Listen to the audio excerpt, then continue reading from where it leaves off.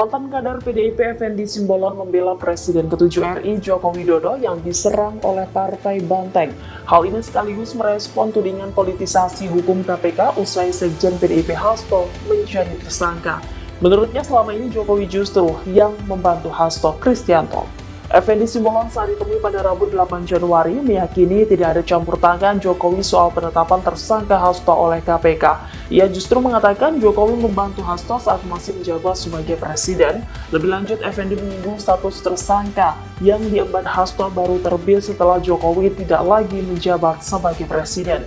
Disebutnya peran Jokowi melindungi Hasto yakni adanya perhatian yang diberikan Presiden ke-7 RI itu kepada Sekjen PDIP. Menurut Effendi, informasi soal Jokowi Download Tribun X sekarang, menghadirkan lokal menjadi Indonesia.